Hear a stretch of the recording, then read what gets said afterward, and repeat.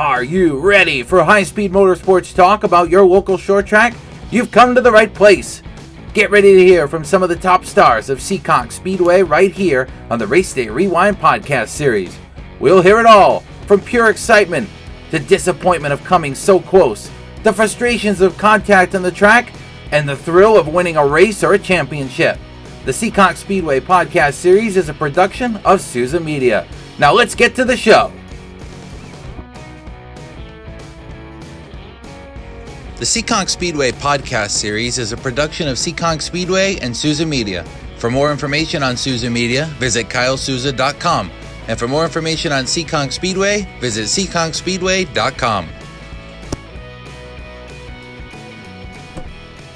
Hello, ladies and gentlemen. Welcome back to the Seekonk Speedway podcast series as we get ready for the newest edition of the Race Day Rewind Report, recapping all the racing action from 2 nights at Seekonk Speedway. The month of May is in the books. We had 3 NASCAR Saturday races in 1 Fast Friday event. We've already recapped a couple of those Saturday nights. If you missed it, go back through the podcast series. Take a listen to a couple of those episodes so you're up to speed on what's going on NASCAR Saturday prior to listening to this episode. We've had a great month of May at the Third Mile overall. A lot of exciting racing in all of our divisions, and we're excited to head into June. It's going to be a packed month with racing across every single weekend, and that is going to be the case right through September here at the Third Mile. So a lot of exciting things to come, and excited to talk about those as the season gets along.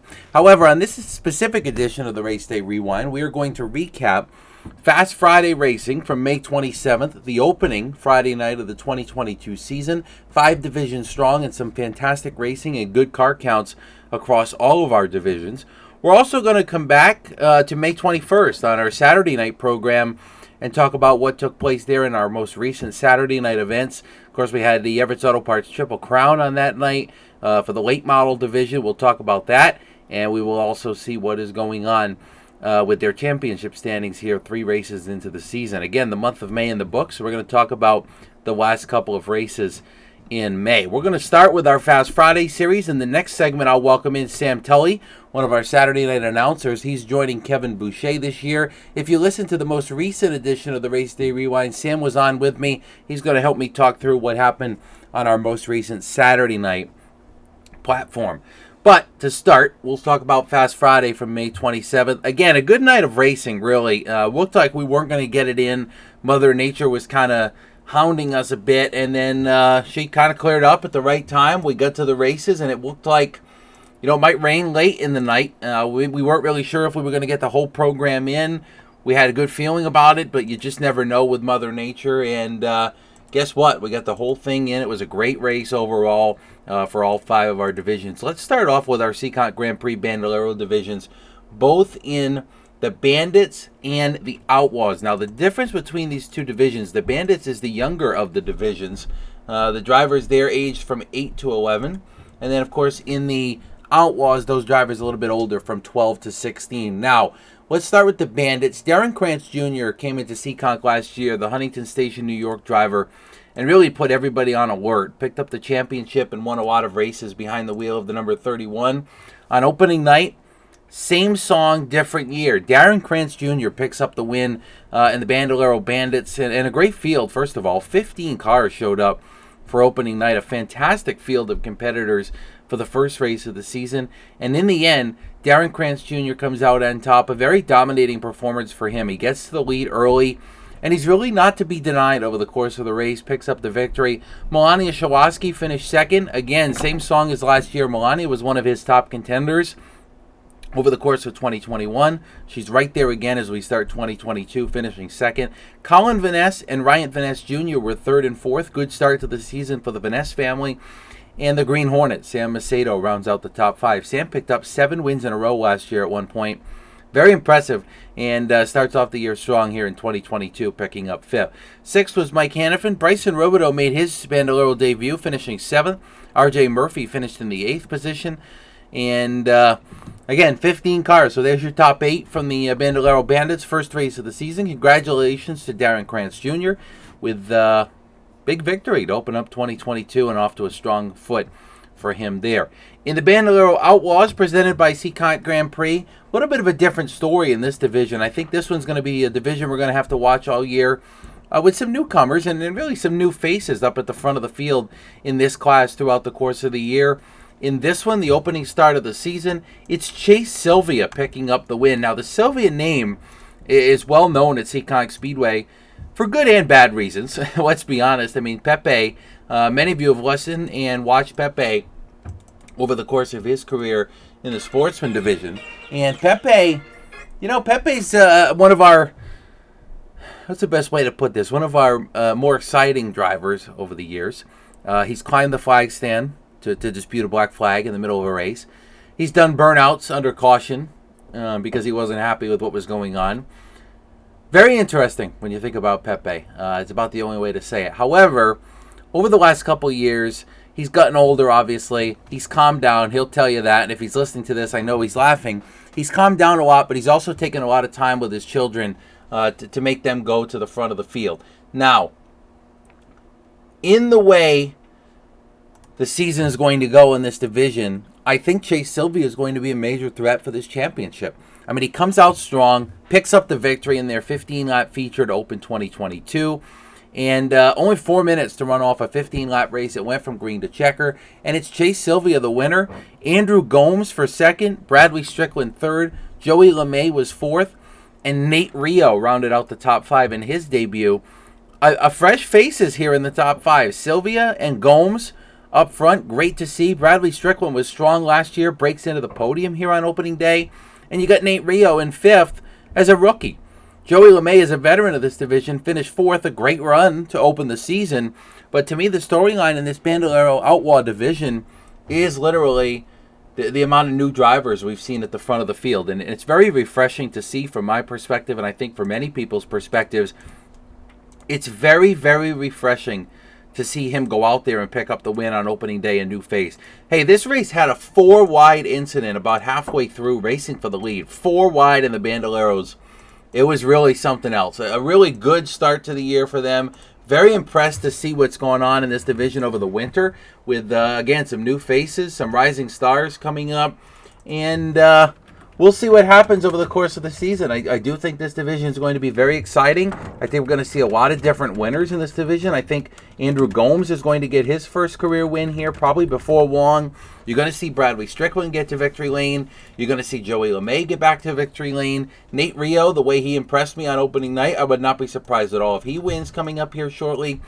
Just behind the top five, you had Mikey Lafort in 6th, Dylan Calabro 7th, Bobby Betancourt was 8th, Jordan Duquette made his debut in the Seekonk Grand Prix Bandoleros, a nice run in 9th, and Leo Rossi rounded out the top 10. So a good start to the year for both of our Bandolero divisions. Congratulations to Darren Krantz Jr. and Chase Sylvia picking up the win in those two events. In the Everts Auto Parts Sport Fours, it was a new start to the season for them as well, and a very exciting one for Crystal Murray as she picks up the victory behind the wheel of the number 38 in the opener of the season. Congratulations to Crystal and really what was a dominating performance in this event in the 25-lap feature for the Everts Auto Parts Sport Fours. Overall, a very impressive run for Crystal. She came out of the gate strong, started in the middle of the pack, worked her way right up to the front, getting to second pretty quickly in the race, and then she had to chase down Tyler Duhanchik. And when you talk about Tyler, he's come a long way in the last couple of years. A lot of speed in that number 48 machine, but on this night, it just was not meant to be for him. Crystal comes out, passes him on a restart. Tyler got tangled up, spun around, had to go to the rear. Tyler was able to work his way back up and finish in 6th, but when the checkered flag comes out, it's Crystal Murray picking up the win. If you listen to the Sport 4 Division Preview podcast a couple of weeks ago, we heard from Crystal. Last year, she had to leave the track early in the middle of the season, go to school for a couple of months. Basically doing that took herself out of the championship battle, but she picked her education first. We've commended her for that. She comes out strong in 2022 and opens the season in Everts Auto Parts victory lane. Carlin Levesque finished in 2nd behind the wheel of the number 44. A good start to the season for him, a nice solid finish. Christian Herman came down from Connecticut to finish in 3rd, a good start for him. We'll see if he comes back weekly. Veteran of this class, Henry LaValle was 4th, a great impressive start for him. And Jared Freitas rounded out the top 5 behind the wheel of the 04. 6th was Tyler Duhanchik, as I mentioned. Good start to rebound for him. Taylor Bowser was 7th. Daniel Hayes finished in the 8th position. Christine Cavallaro finished in 9th, and Stephanie Bruno rounded out the top 10. So a good start for the Sport Force. Crystal Murray, the big winner behind the wheel of the Chuckrin's Auto Parts Quick Oil number 38. So a very impressive run to open 2022. In the Helger South Coast Power Equipment Pure Stocks, their 25-lap feature hit the track on the opening night of Fast Friday. And Billy Schwannard, a former champion of this division, dominates the main event, leading from green to checker. And it is Billy Schwannard in Everett's Auto Parts Victory Lane Open 2022. Billy joked on the trackside right after the race when he picked up the win, says, "Man, I'm getting old. You know, that was tough." It was a tough race for him. I mean, the car was really loosening up on him at the end, and he had to hold off a couple of hard challengers. Jeremy Lambert was right there over the last couple laps, literally knocking at the back door, banging on the back bumper of the number 8, just could not get him off the bottom. Billy did a great job to make sure that car stayed down low, and he was able to stay in the lead with that and pick up a very impressive victory to open up 2022. Lambert finished second, a great start for him. And that car showed a lot of speed in the first race of the season. Very impressed what I saw there with him. I think he's going to be a contender this year. Jim Riley, who picked up his first career win last year, came home in the 3rd position behind the wheel of the number 74. Mike Rotundo was 4th. Kind of a rejuvenated feeling there, I think, for Rotundo this year. He has a lot of confidence in that car and a lot of confidence in himself going into this year. I can feel that coming off of him. And a great 4th place finish to start the year for him. And Danny Massa was in 5th. Danny kind of struggled a bit in this race. He had a really fast car. We saw that in the time trial qualifying. Just couldn't get through traffic. Everybody was kind of bunched up, and it didn't work out for him, but he was still able to come away with a 5th place finish. I expect him to be real strong all year. Jordan Trelfall finished in 6th. Mike Hendricks was 7th. Timmy Ouellette was 8th. Sam Lincoln 9th. And Jared Cadera in 10th. Great race for the Pure Stock. 14 minutes for their 25 laps. A very limited amount of caution flags. And the other storyline coming out of this, not at the front, was Greg Perry. Something went wrong in the right front of the number 0. Just past the halfway point, he was running up front. And Perry was sidelined for the remainder of the event. So he finished back in 21st position in the number 0. So we'll see if he can rebound coming up for the second Friday night race of the season. But congratulations to Billy Schwannard, the former champion in Victory Lane in the Pure Stocks. One more race on Fast Friday. We had the Nick's Pit Stop Legend Cars hit the track for their 25-lap season opener. This one had a lot in it. There's a lot to unpack here, and we'll get to it over the course of the next couple weeks as we talk to some of these drivers. Basically, they really struggled in the first race of the season. That's the reality of it. As the season goes along, this Legend Car division usually gets better. They usually don't start off too well. That's just being realistic and honest with you. There are usually some wrecks in the first race or two of the season. They struggle a bit, and that was the case here on opening night. Not very impressive for the Legend Cars. They came out with some difficult wrecking right at the beginning. Mason Tessier, Mike Floyd, Tom Murray, among others, collected in a big wreck in turn 3, literally on the first lap, and that took out 6 or 7 cars. Richie Helger Jr., in his debut in the Legend Cars, he was also involved in that incident. It was not a good start for them in this race, unfortunately. However, Brendan Hammond was involved in that wreck, and he really rebounded well, came right back through the field, and it's Brandon Hammond to pick up the opening night win from the back to the front behind the wheel of the number 7. Again, I mentioned he got in that wreck, and he comes back strong to pick up the impressive victory. So it's Brendan Hammond from the back to the front into Victory Lane behind the wheel of the number 7. Devin Deshays opened the 2022 season very strongly, driving the car that Luke LeBrun dominated with last year. Deshays went to the back of the field twice due to incident, came back up through, and finished in second, driving the B&M Maintenance number 88. So a good start to the year for him. Reese Bogue was third. Jacob Roddy Burns was fourth, taking a night off from his late model endeavors to run in the Legend Cars. And Brandon Teasy rounded out the top 5 in the number 16. Isaiah Newcomb, Josh Parsons, Jake Sylvia, Ty LeClaire, and Brandon LaBelle finished the top 10. A little rough and tumble for this division overall, but again, it starts over the course of the season. These things do happen in this class, and it's nothing I'm overly surprised about. I do think they'll get better. I do not think they'll wreck a bunch of equipment all year. It's usually something, like I say, that starts off like this, and they clean themselves up. Kind of self-cleaning, I guess, is the best way to describe it. Over the course of the year, they do improve. So we will see what happens with the next pit stop legend cars. Hopefully there is not as much wrecking coming up this Friday night. If you haven't figured it out right here on the podcast, I am very honest with you. So there you go. Legend cars struggled. They had a lousy week 1. We will definitely see them improve over the course of the year. I am confident in that. But week 1 was not their week. Not at all. We're going to take a quick break on this edition of the Race Day Rewind Report. Want to appreciate everybody. We do appreciate everybody listening. Thank you very much for joining us here. When we come back from the break, we're going to welcome in our first guest of the Race Day Rewind podcast for this edition, and that is going to be Sam Tully. We're going to go back to Saturday night, May 21st, back in time a little bit, and we're going to talk about the most recent NASCAR Saturday night of competition.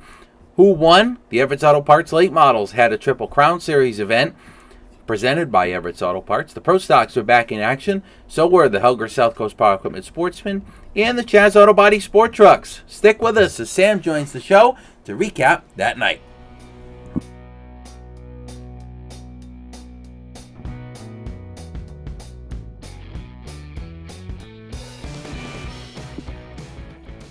All right, welcome back from the break here on the Race Day Rewind podcast series. Of course, as I mentioned at the top of the show, we are recapping Fast Friday from May 27th, our opening night, which we already did. And now we are going to recap the 2022 most recent NASCAR Saturday as the 2022 season rolls along here with NASCAR Saturday rolling into June. Their 4th race is coming up on Saturday, June 4th. We will also have Fast Friday on Friday, June 3rd. So a lot of exciting things going on here at Seekonk Speedway. We're coming off a big thrill show, and there's a lot of exciting action coming up over the course of June. Of course, I mentioned at the top of the show, we've got a lot of big events coming up. Our Monster Trucks on June 19th.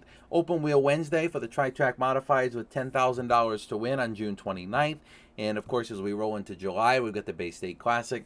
At the end of the month, $10,000 for the Past Pro Stocks. At the beginning of July, the official summer show. July 2nd, Independence Day with the fireworks, the thrill show. Don't miss it. Big deal, great show, and looking forward to seeing how that goes. As I mentioned earlier, welcoming in Sam Tully here to chat with us about our last Saturday night of racing on May 21st. NASCAR Saturday is part of the Advanced Auto Parts series. We're going to start off with the Chaz Auto Body Sport Trucks, and been a couple weeks since this race. I think I've had a chance to digest it now. This one was a battle between Jake Veneta and Rick Martin. They raced side by side at the end. Rick running the outside lane again, which we saw a week prior with Barry Shaw Jr. This time he's able to come out on top. Career win number 101 for Radical Rick Martin in this 25-lap race for the Chaz Auto Body Sport Trucks. And Sam, you got Martin in victory lane, Brittany Campbell again in second, and Jake in third. This was really a good Saturday night short track race. And I mean, Martin's 101 career win is a big deal. But to me, Brittany Campbell is really kicking butt in this division this year. She's come out strong, and I see her being a major championship contender here as we head down into the middle and get to the end of the season. Yeah, it sure is. A lot of different storylines in this sport truck division, but certainly Brittany Campbell has been off to a hot start. 3 races in and 3 top 5 finishes. So, she's been a regular appearance in victory lane so far, with a couple of top 3s actually. And I think back to the season preview, and I think you actually made the hot take of Brittany Campbell potentially being one of your final 4 when we come down to championship weekend. And so far, Brittany Campbell's kind of fulfilling that prophecy so far. Yeah, I mean, I did pick her to make the Final 4. I do think that she's going to be a contender when we get down to September, especially with the speed that she's shown here early in the season. Again, behind the wheel of that number 8. A very impressive start for her in the sport truck division. Martin, of course, his 101st career win. Big deal. He picked up his 100th win last year. It is a really big deal for him, to me, to get over that hump. I know the 100th win was a big deal and everything, but to get over that little hump and get career win number 101 could be something that really kind of propels him to more victories over the course of the year. I expect him to win more in this truck division, and I think we'll see him down towards the end of the year competing for that Final 4 spot as well. Second place again, Brittany Campbell. Third was Jake Veneta. A good run for him. Led a lot of this race. Unfortunately, that restart did not go his way. Martin got him on the restart, but overall, A good run for Jake to come home in the third spot. Mike Cavallero was fourth and Barry Shaw fifth. This truck division, with 3 races in the record books, 3 different winners, Mike Cavallero, Barry Shaw, and Rick Martin, off to strong starts there in victory lane. Of course, Brittany's been strong as well. Mike Duart's been strong. That truck division has a lot of things going for it coming up for their 25-lap feature here on Saturday night. Of course, June 4th, we're back in action with their 25-lap main event. Helger South Coast Power Equipment Sportsman. Sam, we're also on the track. And Captain Fun goes to victory lane for the second time this year, our first repeat winner in any of our Saturday divisions. But that's not the storyline here, is it? Ed Perry and Steve Axon get together, racing for the lead in the final 4 or 5 laps here. That was the story of this race to me. These guys both with speed. Of course, Ed had won the week before. Steve had come close a couple of times. And that little bump and run action ended up with Axon going around. And to me, Sam, that's the main thing we look at here in this race. I know it's good for Captain Fun to go out and pick up his second win, but that wreck for the lead there was one of the more exciting moments in their 25-lap race. Yeah, man. Steve Axon has had a rough kind of start to the season here. He's had great speed so far as the season gets going, and unfortunately, he's just had a couple of bad breaks. I think he definitely would have finished up towards the top 3, if not taken down the win, had it not been for that late race event. And Craig Pianca, even without help from a late race caution like that, he has such a capable car, great speed every week, that he was able to capitalize and be in the right place at the right time and cruise off to that win, notching his second win of the season. So, yeah, Craig has been a rocket this season and has already started to build a little bit of a points lead, and we're only 3 weeks in. Yeah, Craig's, at the beginning of the year, we talked about the preview podcast. I picked him to make that Final Four, and I was real confident in that. I mean, he had a really, really strong run towards the end of last year, really came on with a lot of speed, and Andrew Kuhn sets that car up for him. Is no slouch himself. Andrew won pure stock races for years, also ran in the front in our sport truck division on Saturday. He really knows what he's doing, and it's really showing. That's a great combination there, it appears, between the two of them. They've come out of the box strong, and for Craig to get 2 wins in the first 3 races, again, across our Saturday divisions, he is the driver that's been to victory lane twice. No other driver in any of the other divisions has doubled down and picked up 2 wins in the first 3 weeks. So impressive for Pianca. Scott Seredinsky Jr. was second.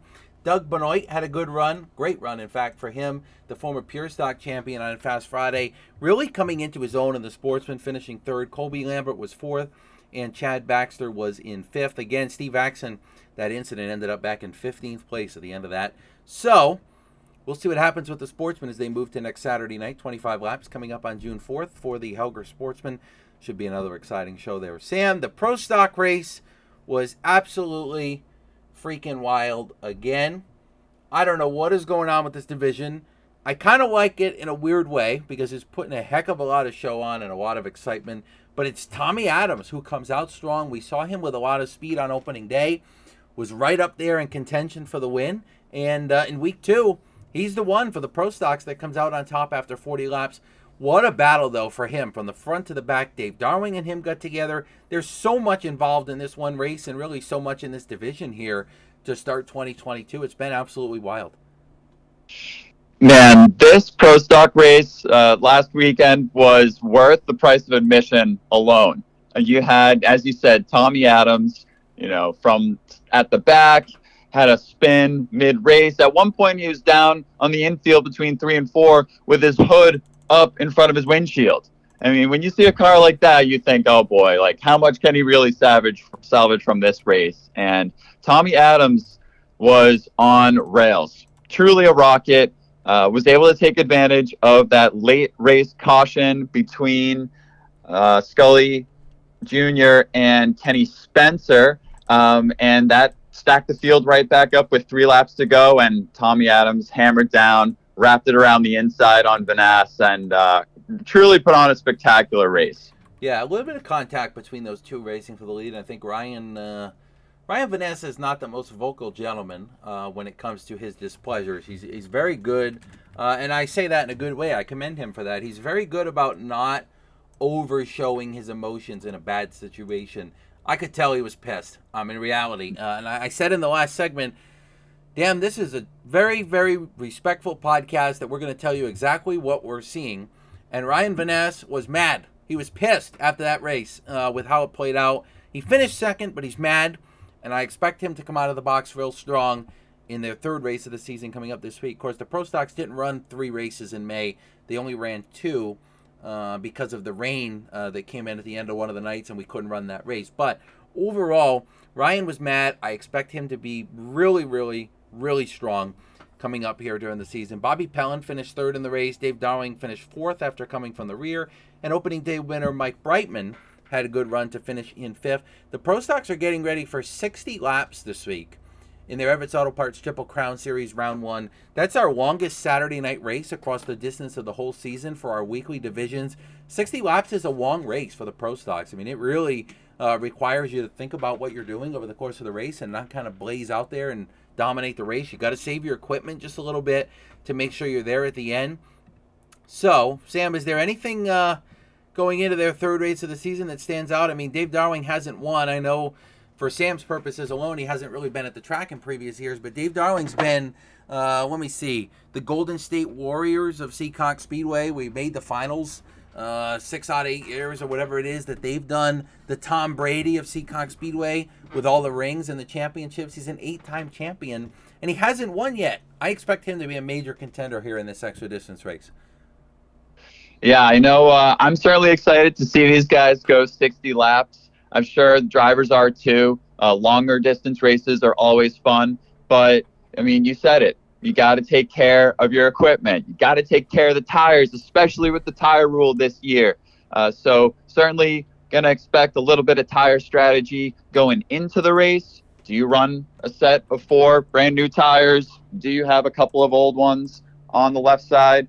And then, of course, taking care of them over the course of the race. I know towards the end of the feature a couple of weeks ago, one that Tommy Adams won, Kevin and I in the booth were talking about, Tommy Adams has been racing this thing hard. Is he going to have enough rubber, enough grip left to make a run towards the top? Ultimately, he was. He took the checkered flag, but now add 20 more laps to that. That's 20 more laps worth of hammering down and rubber that you need to conserve to make a run and be there at the end and not suffer any significant fall off. So certainly going to be something to watch. Some cars might come, some might fade away, but certainly going to be a really exciting 60-lap feature, especially off the heels of last week's feature. Yeah, very exciting in the Pro Stock division. I think there's a lot of storylines there that we're going to have to watch over the course of the year. And again, 60 laps for them in the Everett's Auto Parts Triple Crown Series this week. Very excited to see how that extra distance affair hangs out here over the course of the third mile. It's going to be exciting, and I think for me, Dave Darling's the one to watch to possibly get to victory lane. But you said it, Tommy Adams has been on rails all year. Really, really impressive what I've seen out of him to start 2022. The other race on our last NASCAR Saturday night was for the late model division. They raced in round 1 of their Everett's Auto Parts Triple Crown Series, and a great race overall for the late models. They had some rough and tumble in the middle of the race, but in the end, it's former champion and defending champion at that, Vinny Arenegado Jr., who picks up his first win of the season behind the number 17. Again, over the course of the last couple years, Vinny's been the guy that's there at the end of the races and at the end of the season. He's made his way to the final couple cars in contention. We haven't had that playoff system, but he's been consistent enough to get there over the course of the second half of the year and be in contention going into the last couple weeks. He always comes out of the box strong, and he's done it again this year. 7th on opening day. I believe he was 5th in week 2, maybe 3rd. He was in the top 5, let's put it that way. And then in week 3, he comes out and gets right to victory lane in the 45-lap race. A little bit of extra distance for them. Jerry DeCaspari Jr. finished in 2nd spot. Very good run after winning the week prior. He came up to the field in the extra distance race to finish 2nd. Charlie Rose was 3rd. Charlie actually had run up at the Star Speedway earlier in the day, came down to Seekonk to play with us a little bit, finished 3rd. Jacob Burns was 4th. And Richie Murray, who won opening day, was 5th. Richie is the only driver to grab top 3 finishes in all 3 of the races so far. Sam, similar to Dave Darling, going into the year, Vinny Renegado is kind of the written-on favorite. You got him penciled in as your championship favorite, obviously coming off the title last year. But this division's got a lot of storylines as well. Jerry coming off a win, coming home second. Richie's got top fives in all three races. A lot of different drivers here having success with three different winners in the first 3 weeks. Yeah, the late model division is really exciting early on. You mentioned Richie Murray, 3 top fives. He's the only driver in the division, at least as far as my quick math tells me, that has been off to 3 straight top fives, and deservingly so in the lead in the points race by, just a slim margin of 1 point over Arenagato Jr. But yeah, Vinny Arenagato, he's had great speed all year. The first race was rough and tumbled for everyone, so he was a little bit further down the running order, but still a solid finish by any regard. And then last week, he came home second, was chasing down Jerry DeGasperi Jr., and was reeling him in, just ran out of time, even though they had a couple of laps extra in that Everett's Triple Crown. But yeah, finally, Vinny Arenagato made his way up to the front after chasing down the leaders early on, and was really able to hold off the rest of the pack, even after a couple of late restarts. But it was Jacob Burns was one of the young drivers that really impressed me, and how he was able to challenge a decent amount on the outside line, Vinny Arenagato. Ultimately, Arenagato holding him off. But to see that young gun, Rowdy Burns, make it work on the high side and give chase for quite a few laps was really impressive for me in that 30 car. Yeah, I mean, some of the fans out there may not know this, and that's why I'm here to tell you this. Jacob Burns works out of the same area that Vinny Arenagato does. I mean, Vinny's the one that works on that car and kind of gets it ready and prepared to go to the track over the course of the 2022 season. So I don't want to say that they're team cars. I think that might be, maybe that's a good assessment. I'm not sure. But I'm telling you that Vinny has a part in that car and the way it's set up and the way it's maintained. So, doesn't surprise me that he's able to run with Vinny. It does surprise me in some ways, though, however, because over the course of Jacob Burns' career, we've seen him kind of evolve in the legend cars to somebody that was really, really struggling right out of the gate. When he first started in the Fast Friday legend cars, he struggled like heck. I mean, it was a real struggle for him to get out there and finish a race. He's come a long way there, getting to victory lane, and now he's in our late model division, which is no slouches out there. I mean, the late model division is really, really competitive, and over the course of the season, I think you're going to see him get to victory lane, and I think you're going to see him potentially contend for this championship going over the end of the year. All you have to do is make the playoffs. That's the goal. Get to the final 8 in the late models, and then really over those last couple weeks, it's going to be anybody's game to see who gets out there and gets a victory lane. So I agree with you, Sam. I think he's going to be a major threat for this championship. I think he's going to get to victory lane, and it is very impressive to see what he's been able to do here in the first couple weeks. Looking forward to seeing what he's able to do coming up this Saturday night. Of course, they're back to 30 laps for the late models. Rowdy's actually going to join us around the turn here on the next segment here of the podcast. Sam, anything else we're looking forward from your perspective here going into this week? You got 4 more NASCAR Saturday divisions back on the track. Of course, we got that 60-lap Pro Stock race, regular racing for the rest. And Sam also attended Fast Friday for the first time on our opener. Is there anything else overall you're watching and maybe you think the fans should be watching here as we get to the middle of the season? Best way to watch and come on down to the track. I mean, Fast Fridays is starting up. I was down there last Friday, and it's so fun to see all the young families, young kids in the Bandoleros and just that next generation hopping behind the wheel. And as you mentioned, Jacob Burns, of course, behind the wheel of a legend car on Friday nights. Another one of our late model drivers who I got to give a shout out to, Reese Bogue. He put on a heck of a race in the late model division. He's a rookie, a newcomer to the division, has definitely been learning a lot this season. He's been starting up front and having to learn the hard way about getting stuck on the outside. But this week, he finally was able to hold his own. And boy, he was panel to panel with the likes of Chase Belcher and Josh Hedges coming across the stripe, ultimately coming home 6th. So just needed to shout out my buddy Reese Bogue. Really excited to see what he can do this season. Not sure if you have any thoughts on Reese. I got a couple other notes to watch across the classes too, but yeah, want to let you jump in if you have any thoughts. Yeah, Reese came in from our Fast Friday series and has moved up to the late models, and I think he struggled the first couple weeks to kind of get his feet wet. That last lap there going into turn 3, I think he overdrove the corner a bit. Him and Josh got together coming across the line, and however, he's learning. He's a rookie contender in this division. This is a tough division to be a rookie in. Honestly, there's no real division at Seekonk for you to be a rookie in that's easy. I don't want to take it that way, but this division is probably the toughest one to jump into as a rookie. There's so much competition. Arenagato, DeGasperi, Hedges, Murray, Burns, the Belcher. The list goes on.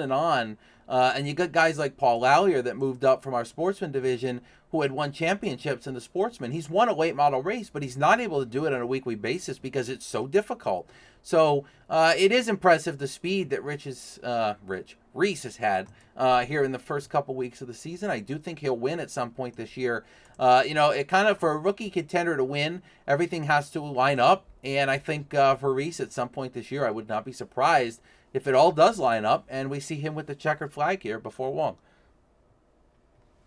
Yeah, so Reese is certainly going to be one to watch for me. And only other thoughts that I had as far as Sportsman goes, it was great to see Scott Seredinsky Jr. finally stay out of post-race trouble and have that second place finish stick.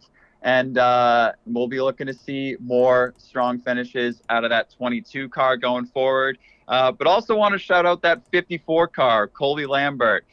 Big fan of the Lambert Bros Racing, just two brothers looking to make it to the track every weekend. Of course, Colby's brother, Jeremy, races in the Pure Stocks on Friday nights. But that Lambert car, the 54 Sportsman, has shown speed week in and week out, has been up towards the front, keeping pace. If it weren't for a couple of late race restarts, I think Lambert could have even finished in the top 3 this week. So that's certainly a car that I keep my eye on in such a star-studded, talent-filled Sportsman field week in and week out. Yeah, there's a lot of storylines, and we've hit on just some of them here over the course of this podcast, but there's so many storylines to watch on Saturday and on Friday. I mean, really, over the course of the season.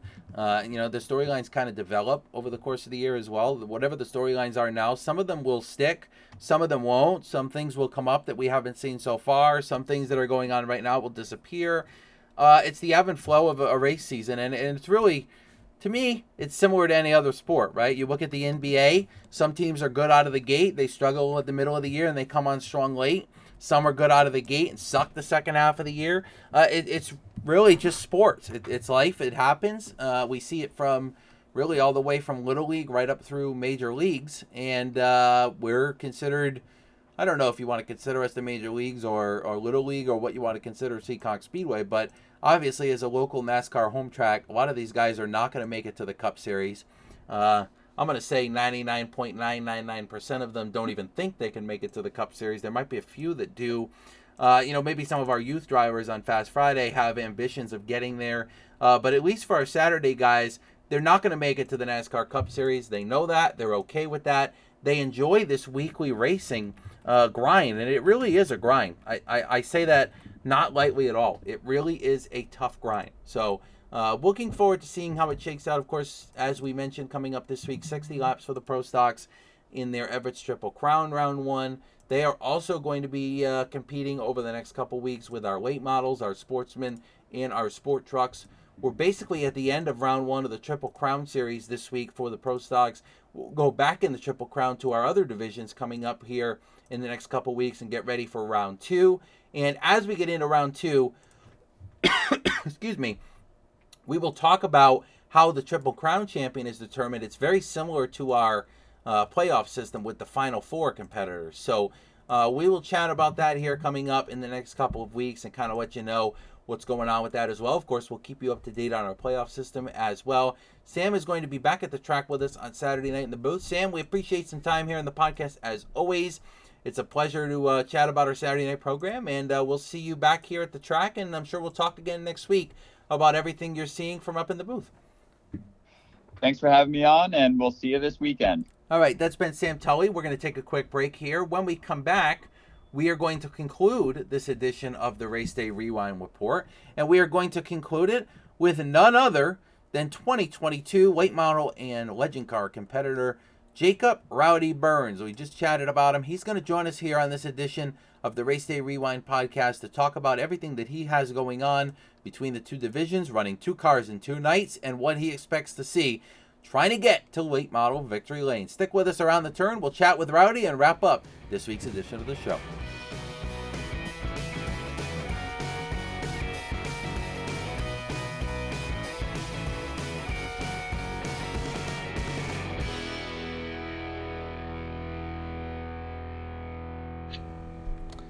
All right, welcome back to this week's edition of the Race Day Rewind as we wrap this edition with a special guest here on the hotline. He is Jacob Rowdy Burns. We know him as Rowdy.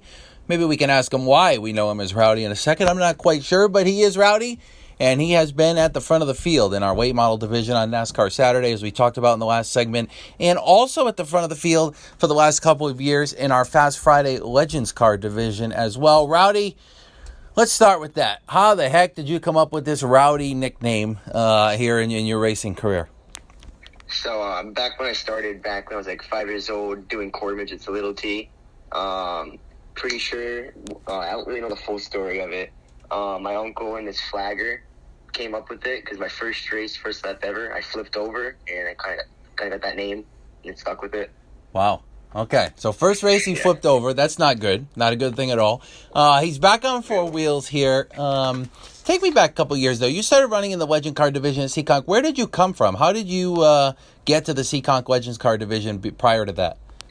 So my uncle has had been racing at Seekonk for a while, and he also has partnered with Freddie Estelle for multiple years and won multiple championships with him. And we were doing quarter midgets and everything, and he wanted me to start getting into legend cars. And we started in 2018, and that's where we are now. So Rowdy's uncle is Ron Lauro, and I knew that answer to that question, but I let Rowdy explain it to you for yourselves, race fans. But yeah, they won championships. Of course, that black and yellow number 30 back in the many years. They had a bright blue and white car with yellow numbers. They won Pro Stock championships. Of course, Freddie's a multiple-time Pro Stock champion. But so you jump into the legend cars here, and what are these things like to drive? Because they seem extremely difficult to wheel around this racetrack and really just flat out of control overall. Yeah, they're very a lot of throttle management. And me personally, I like running the car off the right rear tire, sliding everywhere. That's how I personally like it. But everybody says try to be smooth and all this, but I personally like more slick and able to drive it in and get on it really early. So it sounds like Rowdy would do pretty well in the dirt race. So overall here, you've moved up to the late models last year and had success there pretty quickly. I mentioned in the last segment you've been working on and off with Vinny Renegato, and he's kind of, I don't know if mentor is the right word, but he's been really helpful to get you where you are at this point. What has that been like working with him and kind of getting yourself up to speed here in the late models? Oh yeah, it's been amazing. Vinny and his whole crew helps a lot. Gives us the setup, helps with all this stuff, makes changes on the car, and it really helps a lot from where we started in the beginning of the year to where we started with them halfway through. We went from getting like 10th to top 5s every week, and I think this year was the first year we got out of the top 5 from halfway through last year, which is really good. Yeah, so you've been strong. The last race there, the Everett's Auto Parts Triple Crown race, you had a lot of success, of course, running inside the top 5. How much is that a goal of yours to get that win, though? Because I think that's kind of one thing that I feel like is coming close. We've got 3 winners in 3 races here. You must be excited with your chances to go out there and pick up a win here before long. Oh, yeah, I feel like it's definitely coming soon, really soon. We've been having a little bit of tire issues and the tire shortages and all that, with tire batches, so halfway through, I would say 3/4 through the race, the car starts getting really slidey. We're trying to fix that. We're putting a new motor in the car this week to see how that works also. So hopefully we can get the win this week. Well, there's a lot of different things going on here. New motor as well, so a mix of a bunch of different things. What are the differences between the legend car and the weight model, though? Both of them seem to drive different. Obviously, one's a lot bigger, but what is it from the driver's seat that you have to do differently to make the late model go fast versus the legend car? Personally, the late model, you got to slowly get on the gas, drive it way smoother. You can't get the thing sideways. You're going to burn up the tires, and it's going to ruin your whole race. A legend car, you can just, usually I like to do is smash the gas and drive the thing sideways, which is my personal favorite thing to do because it will stick. And you're able to save the legend a lot more, like way easier than any car you can really save. And the late model, if it's sideways, it's really kind of like, if it's sideways, you're pretty much going to be going around. Yeah, spinning around, which is never a good thing. So, again, going to be going for his first career late model win, of course, coming up here this Saturday night. If he doesn't get it this Saturday night, he's going to be going for it the rest of the season. I'm confident he'll probably get there at some point. Rowdy, thanks for a few minutes. Is there anybody you want to thank, some sponsors, some supporters that are helping you? Because I know this is not easy for you to go out there and do what you're doing basically alone. You need this long list of people to make it possible for you. I think they have a huge thanks to my uncle. Does mainly everything. I think MJF Plumbing and Heating, JML Excavation, Quality Construction and Roofing, the whole Red Auto crew, Vinny, Mike, Jerome, his whole crew, and Wayne Electric, Century Sheet Metal, and Power Stretch Carpet. Oh, so a good list of sponsors there as well. And, all right, so that's been Rowdy Burns. Want to thank Jacob for joining us here on this week's edition of the Race Day Rewind and giving us a rundown on, first of all, how he got that nickname Rowdy and how he's been running across both our Fast Friday and the Legend Cars and our NASCAR Saturday night, of course, in the late model division. Well, with Rowdy and Sam Tully joining me here on this edition of the Race Day Rewind podcast report, that's going to do it for the June edition as we kick off the month of June. We spoke about Fast Friday and NASCAR Saturday. Both of those are back in action this weekend. Friday, June 3rd, 7 p.m. Fast Friday kicks off. $10 for adults, kids 12 and under free. And on Saturday, our NASCAR Saturday season resumes on June 4th with the Everett's Auto Parts Triple Crown 60-lap race for the Pro Stocks, late models, Sportsman, and, of course, the Chaz Auto Body Sport Trucks as well. For Sam Tully and Jacob Burns, I'm Kyle Souza, ladies and gentlemen. I don't think I told you that at all during this edition. Hopefully you know who I am. If you don't, you do now. Thanks for listening, and we will see you at the track.